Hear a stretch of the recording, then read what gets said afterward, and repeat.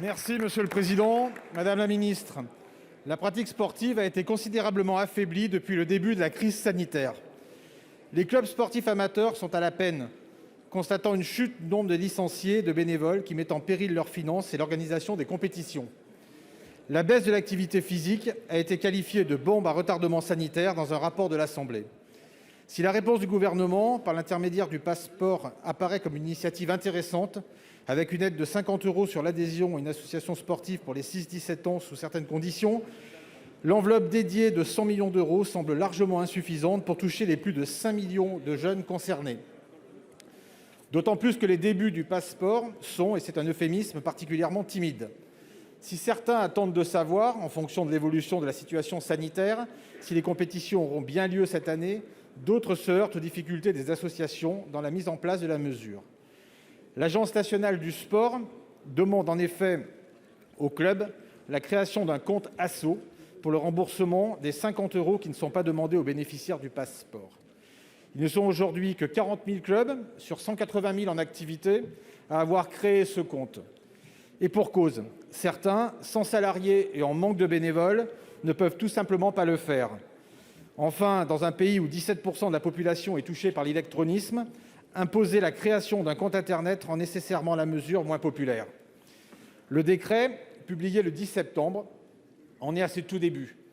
Mais c'est maintenant que se joue la saison, c'est maintenant que se constituent les équipes et les associations ont enfin l'occasion de sortir la tête de l'eau.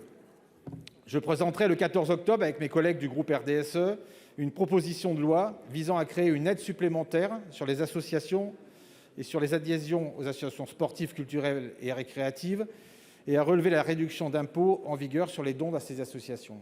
Aussi, Madame la Ministre, quelles mesures complémentaires et aides aux associations le gouvernement compte-t-il engager pour conforter les bénévoles et le sport amateur en général? Je vous remercie. Pour vous répondre, la parole est à Madame la ministre déléguée chargée des Sports, Madame Brasineanu. Monsieur le Président, Monsieur le Sénateur Éric Gold, comme vous l'avez dit, le Pass'Sport est une véritable allocation de rentrée sportive dotée de 100 millions d'euros et j'ai l'honneur d'annoncer la reconduction au PLF 2022 de cette mesure. C'est une grande et belle avancée qui illustre l'engagement de notre gouvernement pour démocratiser la pratique sportive en France. Cette réduction de 50 € que vous avez évoquée, je vous rassure, sur l'adhésion sportive pour un jeune sur deux, incite aujourd'hui fortement les enfants et les jeunes à s'inscrire en club, c'est-à-dire à une activité encadrée, sécurisée, essentielle, vous l'avez dit aussi, pour la santé et le bien-être de nos jeunes. 5,4 millions de jeunes de 6 à 17 ans sont concernés et nous recevons aujourd'hui, monsieur le sénateur, les inscriptions de 15 000 enfants directement en ligne.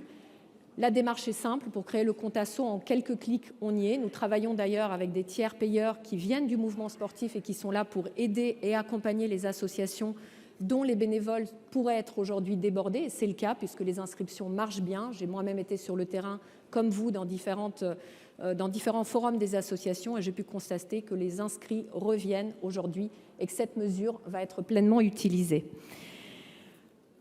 Je tiens à rappeler que le gouvernement, vous m'avez demandé ce que nous avons fait pour le sport. Aujourd'hui, nous sommes intervenus à hauteur de 6,5 milliards d'euros pour le sport français dans toutes ses dimensions, amateurs, professionnels, salles de sport du secteur commercial.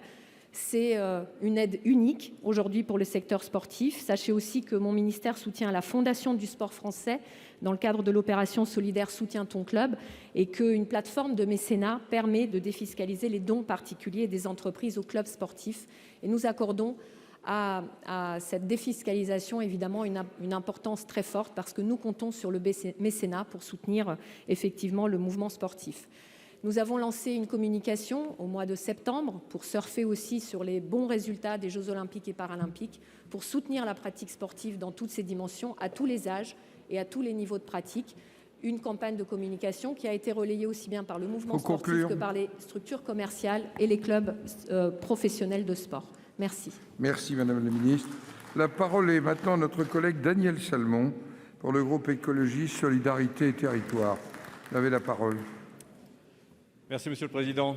Madame la Ministre,